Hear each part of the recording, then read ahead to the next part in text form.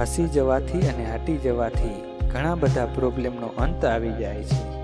બધા અનુભવોનું સ્વાગત કરો. શું ખબર ક્યારેક કયો અનુભવ તમારી જિંદગી બદલી દે. જે પુસ્તક બંધ રહે છે તે કેવળ કાગળનો ઢગલો જ છે. વાત જ્યારે ગરજની હોય બધાની વાણી મીઠી થઈ જાય છે. કુદરતના ચોપડે બધી નોંધ લેવાઈ જાય છે.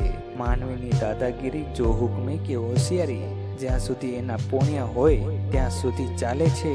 પછી તો ચક્રવૃદ્ધિ વ્યાજ સહિત તેનો બદલો ચૂકવવો પડે છે.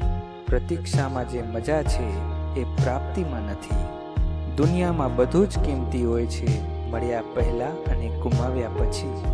વરસાદના છાંટા ભલે નાના હોય પણ સતત પડે તો નદીનો પ્રવાહ બની જાય છે. તેવી જ રીતે આપણા નાના પ્રયાસો જીવનમાં મોટો ફેરફાર લાવે છે.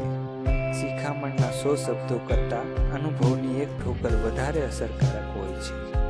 જેના હૃદયમાં કોઈનું સારું કરવાનો ભાવ હોય છે, ઈશ્વર તેના જીવનમાં કોઈ વસ્તુનો અભાવ રહેવા નથી દેતા.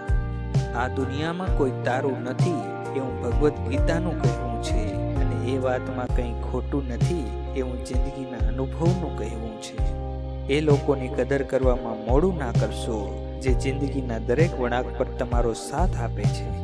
સાચા નાગની ફેણ કરતાં ખોટા માણસની તરફેણ વધારે ઝેરી હોય છે.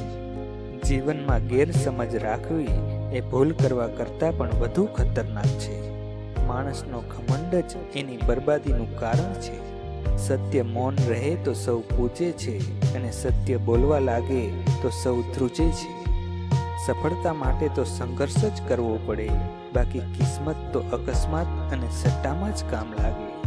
ગરીબથી નજીકનો સંબંધ સંતાડે છે લોકો, અને અમીર સાથેનો દૂરનો સંબંધ પણ છાપરે ચડી પોકારે છે લોકો. જો તમે આજને નષ્ટ કરશો તો સમય એક દિવસ તમને નષ્ટ કરી દેશે. જીવનમાં માત્ર શાંતિ શોધો, કારણ કે જરૂરિયાત તો ક્યારેય પૂરી થવાની જ નથી.